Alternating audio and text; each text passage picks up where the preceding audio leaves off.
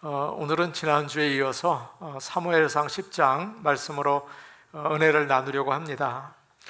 지난 주일 우리가 나눈 이야기가 있는데요, 베냐민 지파에 기스라는 사람이 있었는데 그의 아들이 나옵니다. 그의 이름은 사울이라고 말씀을 드렸죠. 키가 크고 잘생기고 또 아버지가 힘도 있고 돈도 있었습니다. 그런데 그가 아버지 집에서 잃어버린 암나귀들을 찾아서 이제 헤매게 됩니다. 3일 동안 찾았는데 찾지 못했어요. 집으로 돌아가려고 하는데 그의 종이 이 근처에 하나님의 사람이 있는데 아주 존경을 받는 사람입니다. 그에게 갑시다. 그러면 그가 우리가 가야 할 길을 가르쳐 줄 것입니다. 그렇게 이야기를 하죠. 그래서 그들은 사무엘에게 가게 됩니다. 한편 하나님께서는 그 만나는 전날 사무엘에게 이런 말씀을 하셨어요. 내일 이맘때에 내가 한 사람을 너에게 보낼 텐데 너는 그 사람에게 기름을 부어서 이스라엘 백성을 다스리는 지도자로 삼아라. 그가 내 백성을 블레셋 사람들의 손에서 구원할 것이다. 그렇게 미리 말씀하셨고, 또 사울과 그의 종이 사무엘을 만나러 갔을 때 그 자리에서도 바로 이 사람이다 라고 알려주시죠. 드디어 사울과 그의 종은 사무엘을 만나게 됩니다.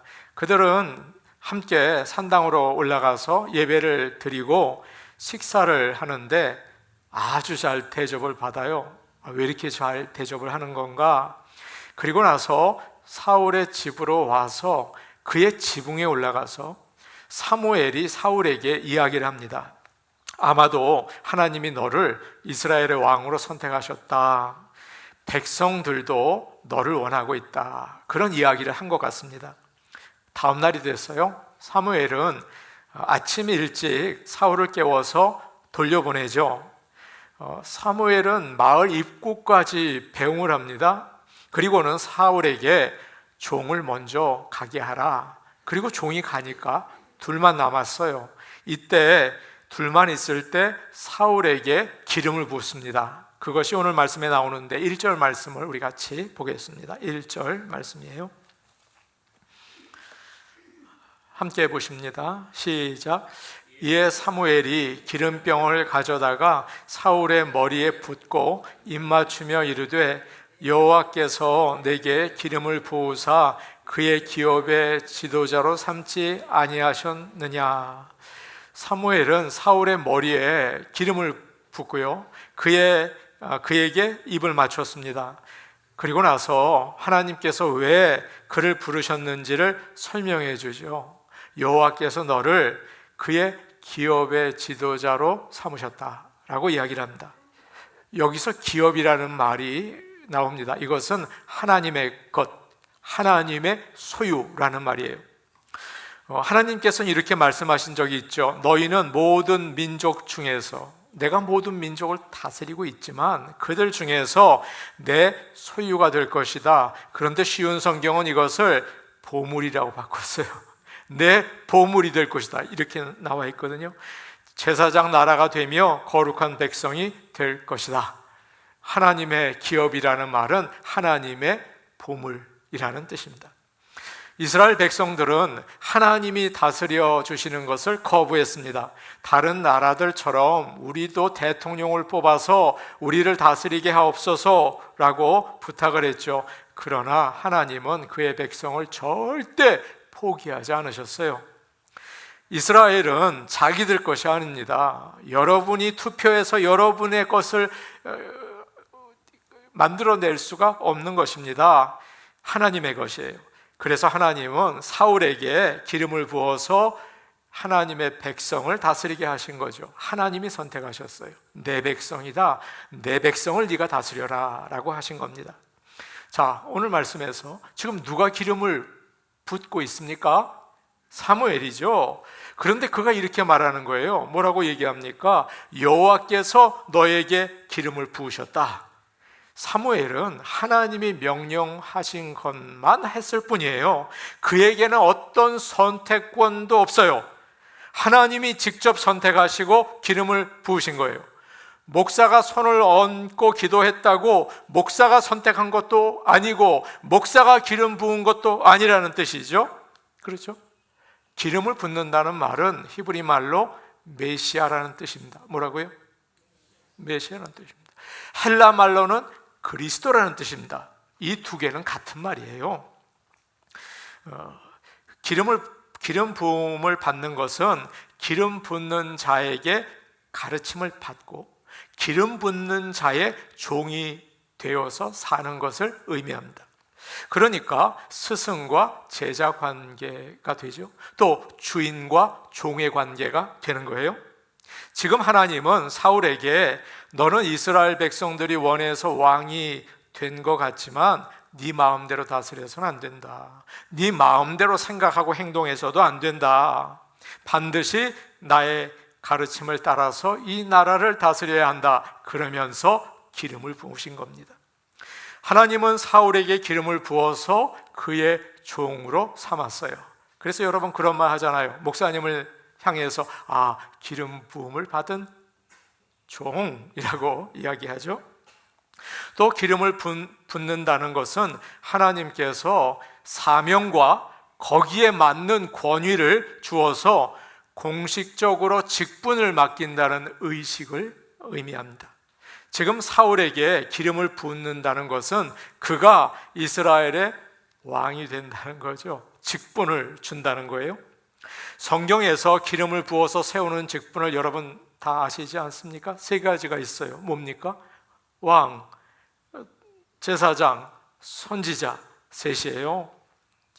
지금 이 셋 중에 왕을 선택하고 있죠. 그런데 이들의 공통점이 있어요. 이들은 자신을 섬기는 게 아니라 하나님의 백성을 섬기는 자들입니다. 이걸 기억해야 하는 거예요.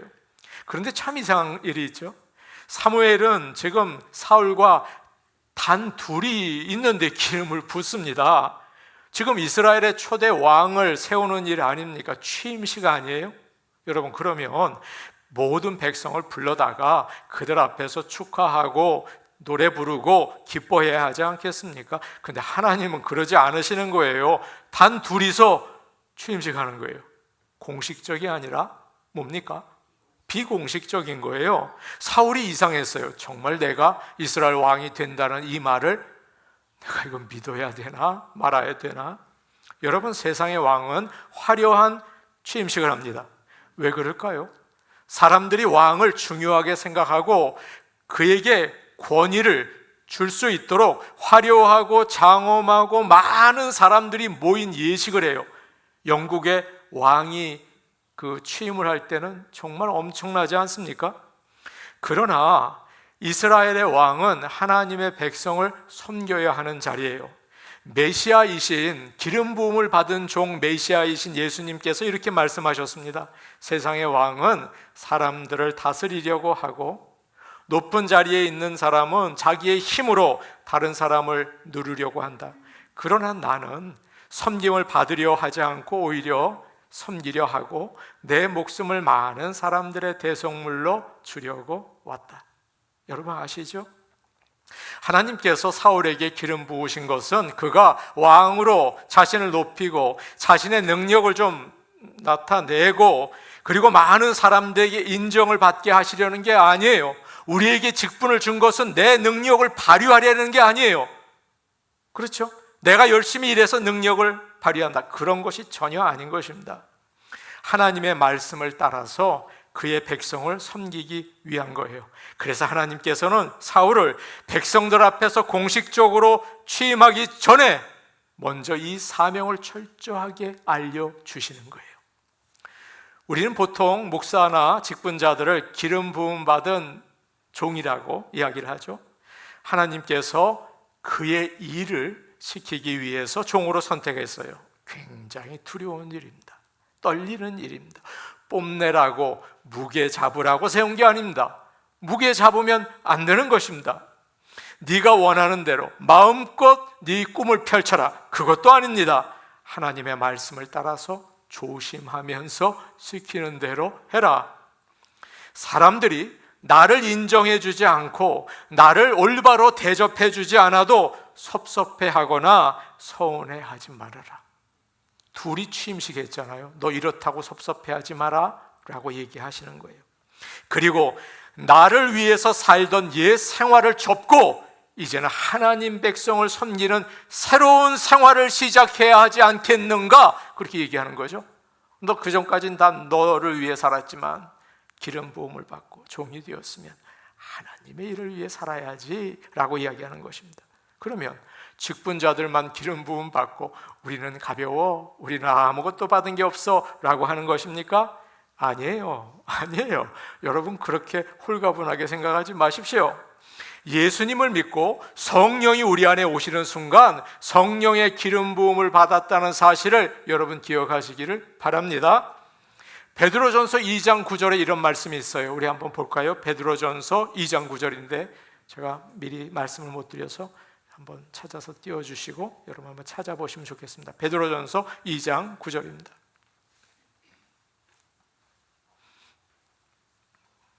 베드로전서 2장 9절 말씀이에요.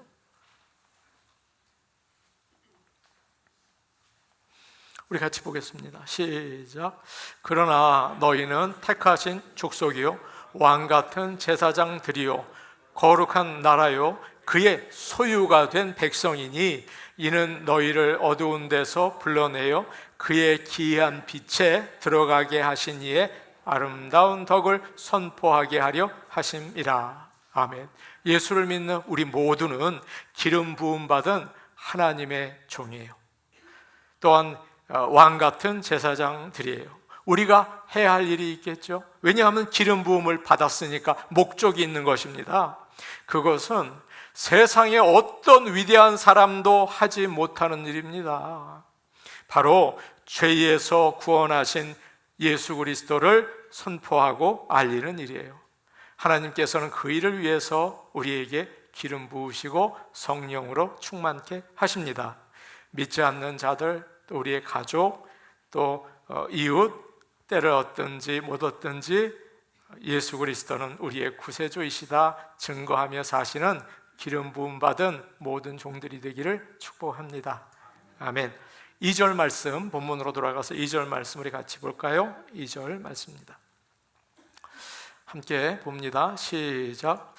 내가 오늘 나를 떠나가다가 베냐민 경계 셀사에 있는 라헬의 묘실 곁에서 두 사람을 만나리니 그들이 내게 이르기를 내가 찾으러 갔던 암나귀들을 찾은지라 내 아버지가 암나귀들의 염려는 놓았으나 너희로 말미암아 걱정하여 이르되 내 아들을 위하여 어찌하리요 하더라 할 것이요. 사울이 아무도 없는 곳에서 기름 부음을 받고 나니까 황당한 거예요.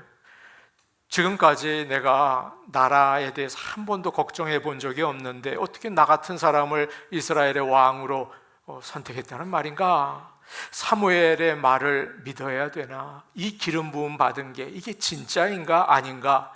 이상한 표정을 짓고 있는 거예요, 지금 사울이.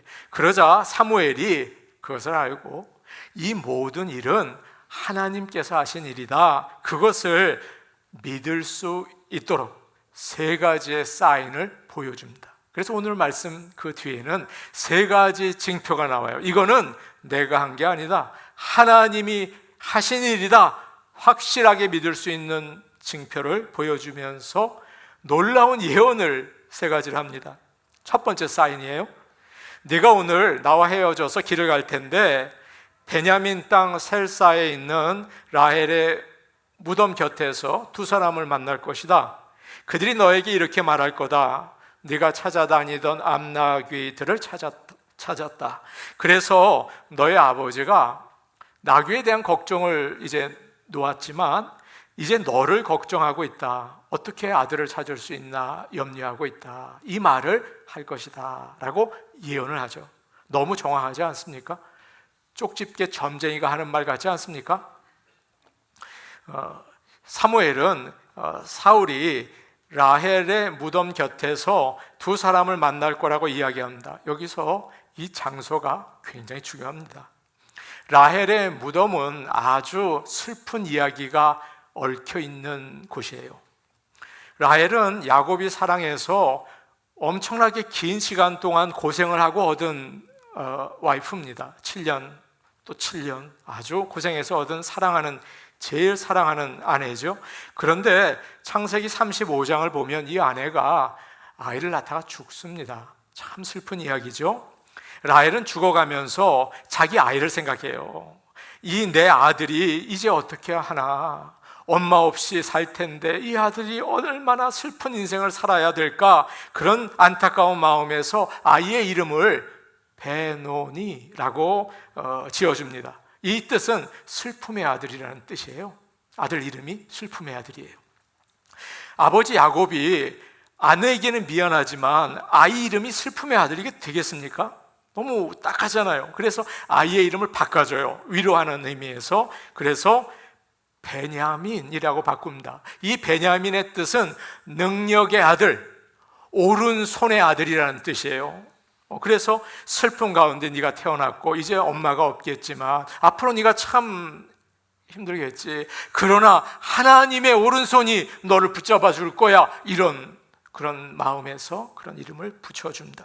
그러나 베냐민 자손들은 그렇게 기대처럼 잘 되지 못했어요. 지난 주일 말씀드린 것처럼 사사시대 때 베냐민 지파가 레위의 첩을 죽이는 일이 생겼죠. 그래서 나머지 모든 이스라엘 지파와 전쟁을 해서 베냐민 지파가 거의 망했습니다. 멸망을 했어요. 그래서 너무도 연약하고 또 가장 작은 지파가 베냐민입니다. 지금 사울이 그런 라헬의 무덤 곁을 지나간다는 거예요. 하나님께서 불쌍하게 태어나고 비참한 과거를 가진 베냐민 지파에서 이스라엘의 첫 번째 왕인 사울을 불러일으켰다는 거죠. 너 기억해라. 우리 하나님께서는 역전의 하나님이시다. 여러분, 그런 하나님을 믿으시기를 바랍니다. 우리 하나님은 그런 하나님이시다. 슬픔의 아들, 12번째 막내, 그리고 거의 망한 지파였는데 거기서 이스라엘 전체를 다스릴 지도자를 세우신다는 확신을 그 무덤 옆을 지나면서 깨닫게 하시는 거예요. 그리고 그곳에서 만나게 될 두 사람이 이런 이야기를 하죠. 네가 찾아다니던 잃은 나귀를 찾았다는 거예요. 너무 좋은 소식이죠. 사울은 지금까지 잃어버린 암나귀를 찾으러 돌아다녔습니다. 여러분에게 한번 여쭤볼게요. 여러분 뭘 찾으려고 돌아다니셨습니까? 어렸을 때는 공부 잘하려고, 좋은 대학교 가려고 그냥 과외 공부도 하고 연습 좋은 책도 사고 그러셨죠. 또 커서는 좋은 배우자를 좀 찾아보겠다고 좋은 와이프감, 좋은 신랑감 막 찾아요. 또 나중에는 대기업 가겠다고, 좋은 직장 얻겠다고 또 찾으셨죠. 나이가 들어서 못 찾을 거 계십니까? 만보 걷겠다. 몸에 좋은 거 먹어야겠다. 외롭지 않아야겠다. 이런 거 찾으시죠? 예, 맞아요. 모두 필요한 거예요. 지금까지 사울이 찾아다닌 것은 나쁜 게 아닙니다. 아버지가 부탁을 해서 아버지 사랑하는 마음으로 성실하게 찾아다녔잖아요. 마찬가지예요. 우리가 인생에서 찾고 있는 것들은 모두 여러분 기억하십시오. 소중합니다. 학교에서 열심히 공부하고, 직장에서 열심히 일하고, 가정을 아름답게 꾸미고 자녀들을 잘 키우고 사는 것은 참으로 귀한 일이에요. 하나님께서 우리 모든 성도들을 축복해 주시기를 간절히 원합니다. 그런 하나님께서는 그런 것들을 찾을 수 있게 오늘 말씀을 보니까 암나귀들을 찾을 수 있도록 도와주셨죠. 저희 어머니는 아주 꼼꼼한 분이셨습니다. 돌아가시기 얼마 전에 제가 한국에 있는 어머님을 찾아뵀어요. 근데 저에게 가계부를 보여주시더라고요. 제가 봤습니다. 매일 쓴 것을 다 적어 놓으셨어요. 손자 며느리에게 용돈 받았다 얼마, 헌금 얼마 했다, 11조 거기서 또 띈 거예요. 손녀딸 결혼식에 얼마 주었다, 누가 와서 식사 같이 했다. 제가요 아무리 봐도 계산이 안 돼요. 받은 돈보다 쓴 돈이 한 3배 정도 많아요. 어머니 그 부정축제 하셨어요? 이거 돈 어디서 난 겁니까? 제가 물어봤어요. 어이가 없어서. 그랬더니 어머니 하시는 말씀이 하나님께서 줬다. 그렇게 얘기하세요. 내가 아마 하나님의 일을 하면서 모든 일에 10의 2조, 10의 3조, 나의 시간도 10의 2조, 10의 3조 그렇게 했더니 하나님께서 나에게 채워주셨다. 그렇게 하셨어요. 저에겐 그것이 유언처럼 남아 있습니다. 라헬의 무덤에서 만난 두 사람이 지금 이야기합니다. 암나귀를 찾았으니 걱정하지 말라. 여러분 무슨 뜻일까요? 이 말의 뜻은 더 이상 암나귀 찾으러 다니지 말고 하나님이 너에게 주신 귀한 일을 이제부터 시작할 수 있다. 그런 의미를 가지고 있습니다. 사울은 3일이 지나도록 나귀를 찾지 못했어요. 그러다가 사무엘을 만나게 됐죠. 거기서부터 인생이 완전히 바뀌게 됐습니다. 기름 부음을 받고 하나님의 기업의 지도자 길을 가게 된 거예요. 지금 이 라헬의 무덤 곁에서 만난 두 사람은 사울에게 인생의 목적이 뭔지를 가르쳐 줍니다. 여러분, 인생의 목적이 뭡니까? 잃어버린 암나귀를 찾아다니는 것은 필요한 일이지만 인생의 목적은 아니다. 너는 하나님께 기름 부음을 받지 않았는가? 그러니 하나님께서 무너진 베냐민 지파를 통해서 너를 일으키신 것처럼 지금 블레셋에서 고통당하고 억눌려 사는, 지금 죄와 죽음으로 인해서 낙심하고 고통당하고 있는 하나님의 백성을 붙잡아 주어라, 인도하라, 그들을 구해내라, 그런 말씀을 하는 것입니다. 우리도 마찬가지입니다.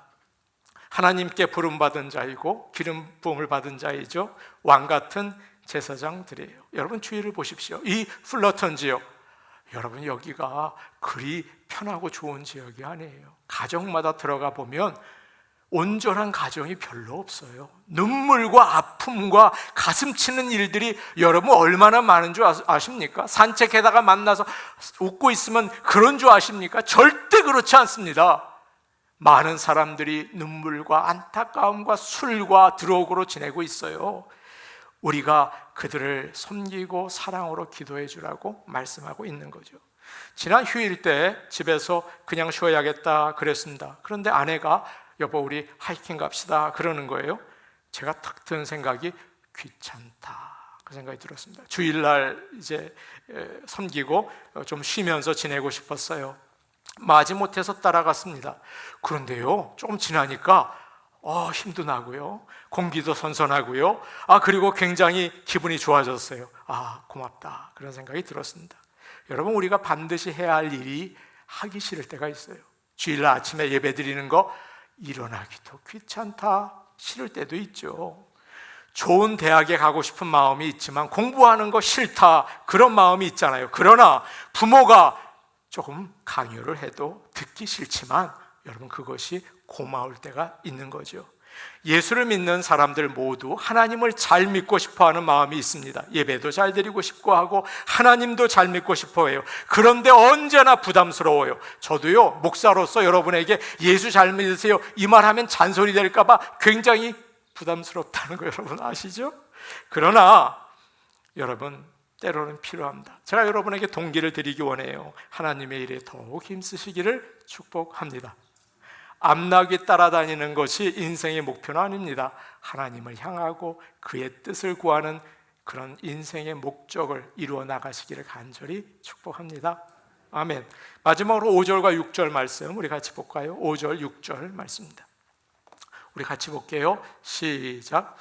그 후에 내가 하나님의 산에 이르리니 그곳에는 블레셋 사람의 영문이 있느니라. 내가 그리로 가서 그 성읍으로 들어갈 때에 선지자의 무리가 산당에서부터 비파와 소고와 저와 수금을 앞세우고 예언하며 내려오는 것을 만날 것이요 내게는 여호와의 영이 크게 임하리니 너도 그들과 함께 예언을 하고 변하여 새 사람이 되리라. 제가요 세 번째 사인하고 두 번째 사인까지 하니까 너무 많아지는 것 같아서 세 번째 사인으로 은혜를 받으려고 합니다.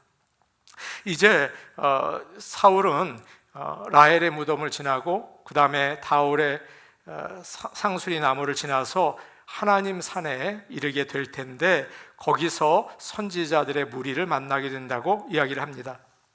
이제 사울은 하나님의 산에 이르게 되는데 이것을 원문으로 보면 하나님의 기브아라고 되어 있어요. 여러분, 기브아는 사울의 고향입니다. 그 집이에요. 그래서 사울이 이제 여행을 마치고 집에 가까이 왔다는 그런 뜻이죠. 그런데 그곳에 뭐가 있습니까? 블레셋 사람들의 영문이 있다고 얘기해요. 이 영문은 군대 초소입니다. 그것이 있다는 말이에요. 당시에 블레셋이 너무 강해서 이스라엘을 억누르고 있는 거예요. 이스라엘 사람들을 감시하고 통제하기 위해서 곳곳에 초소를 만들어 두었어요. 하나님께서 왜 사울에게 기름을 부으셨는지, 그가 해야 할 일이 무엇인지를 알려주시는 거죠. 바로 하나님의 산에서 블레셋 초소를 몰아내라, 그런 의미를 담고 있는 말씀이에요. 사울이 그곳을 지나서 마을로 들어갈 때 산에서 예배를 마치고 내려오는 사람들이 있었습니다. 그들은 하프와 탬보림과 피리와 기타, 이런 것을 가지고 연주하면서 예언하면서 황홀한 그런 상태에서 내려오고 있었어요. 열왕기 하를 보면 엘리야와 엘리사에게 선지자 제자들이 있다고 했죠. 이 사람들 누굽니까? 선지자 무리들이라고 되어 있는데 누굴까요? 아마도 사무엘의 제자들인 것 같아요.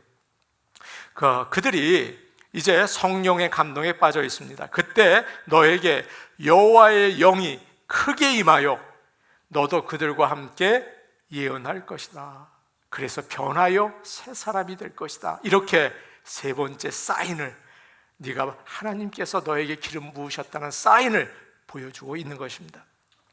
하나님의 영이 어떻게 됐다고요? 크게 임했다라고 하는데, 전에도 그런 일이 있었어요.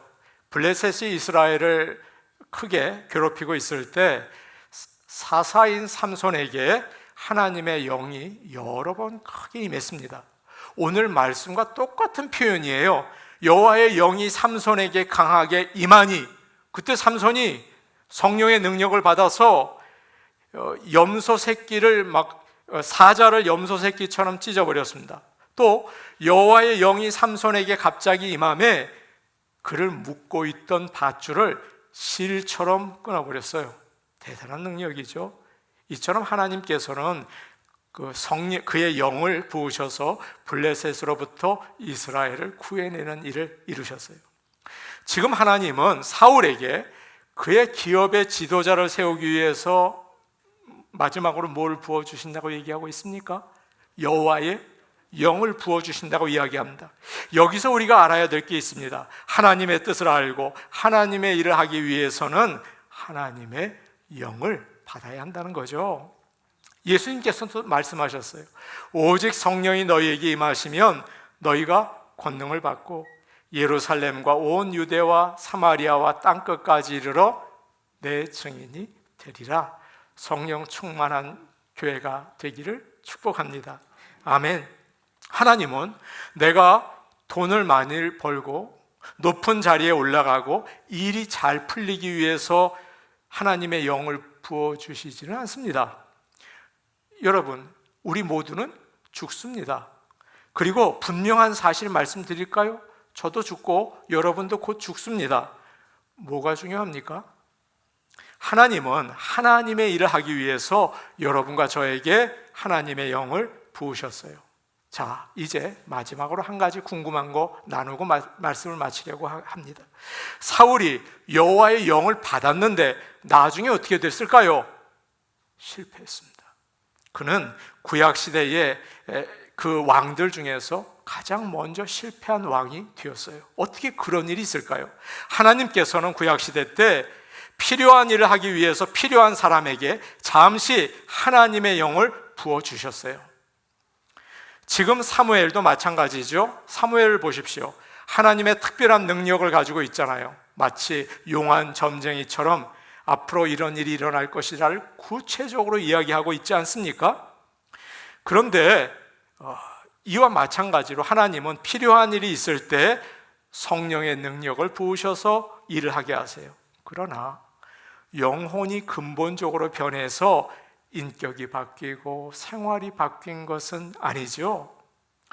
여러분, 어떤 사람을 보면 시험에 들 때가 있어요. 하나님의 일을 참 열심히 해요. 그런데 성격은 아니에요. 또 입만 열면 주여 믿습니다. 그런데 가정은 왜 저 모양인가? 그런 여러분 생각해 본 적이 없습니까? 하나님께서는 그 시대에 필요한 일을 하시기 위해서 얼마든지 성령의 능력을 부어서 그 일을 하세요. 그러나 그 사람이 변해서 하나님의 자녀가 됐다는 것은 아닐 수도 있어요. 주님이 말씀하셨잖아요. 너희가 주의 이름으로 놀라운 일을 하지만 나는 모른다 라고 하지 않으셨습니까? 그래서 성령의 능력을 받았다고 안심해서는 안 되는 거예요.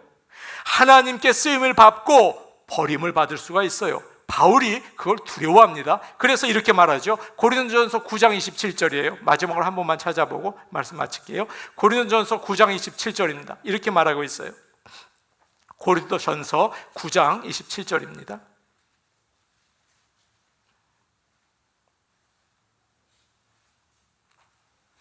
고린도전서 9장 27절 말씀입니다.